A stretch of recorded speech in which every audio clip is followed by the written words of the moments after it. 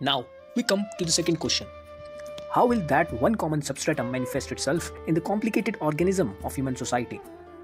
Will it result in eliminating all distinctive features of nations and roll them all into one uniform pattern? Or will it make the various groups of people come together in a spirit of comradeship, realizing the innate oneness of mankind while preserving their individual nationalities? Here again, our philosophers have unmistakably pointed out the path of real human happiness. Just as an individual, a nation, an aggregate of individuals, too has an individuality all its own. Individuals and nations in all parts of the globe have distinctive traits and features, each of them having its own place in the scheme of the universe. The different human groups are marching forward, all towards the same goal, each in its own way and in keeping with its own characteristic genius.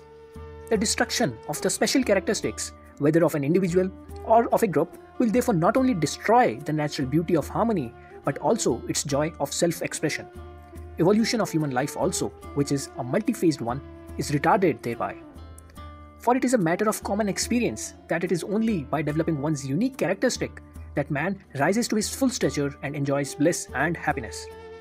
So to seek harmony among the various characteristics has been our special contribution to the world thought. The often quoted feature of our racial genius, that is, of recognizing unity amidst diversity, stems from this deep appreciation of the principles that water the roots of human unity, human happiness, and evolution. Thus, in short, we stand for a harmonious synthesis among nations and not their obliteration. Needless to say, the idea of creating a stateless condition of leveling all human beings to one particular plane of physical existence, erasing their individual and group traits, is foreign to us. The world state of our concept will, therefore, evolve out of a federation of autonomous and self-constrained nations under a common center linking them all. The Sacred Trust.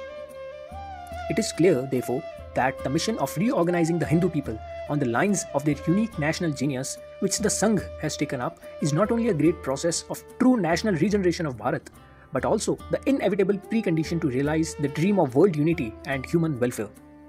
For as we have seen, it is the grand world-unifying thought of Hindus alone that can supply the abiding basis for human brotherhood. That knowledge of the inner spirit which will charge the human mind with sublime urge to toil for the happiness of mankind while opening out full and free scope for every small life, specialty on the face of the earth to grow to its full stature. This knowledge is in the custody of Hindus alone. It is a divine trust, we must say, given to the charge of the Hindus by destiny.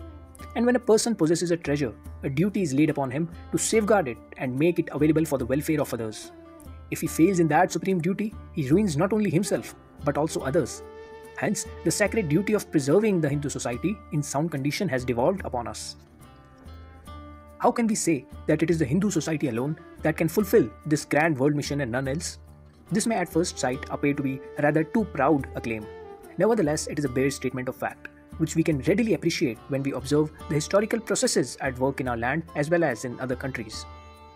History has recorded that it is in this land alone that right from the hoary times, generation after generation of thinkers and philosophers, seers and sages rose to unravel the mysteries of human nature, dived deep into the world of spirit and discovered and perfected the science of realization of the great unifying principle. The penance and sacrifice and experience of hundreds of centuries of a whole nation is there as the inexhaustible fountainhead of his knowledge to assuage the spiritual thirst of the world. The outside world, on the other hand, did not take to the study of this science of spirit. Even to this day, they have remained extroverts, habituated to studying the outer world through their senses.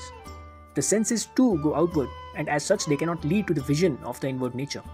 The Westerners, therefore, have remained ignorant of the knowledge and experience of the world of spirit, however much they might have unraveled the mysteries of the world of matter. Our ancestors, who, on the other hand, crossed to the realm beyond the senses, could see within and have glimpse of that glorious inner reality.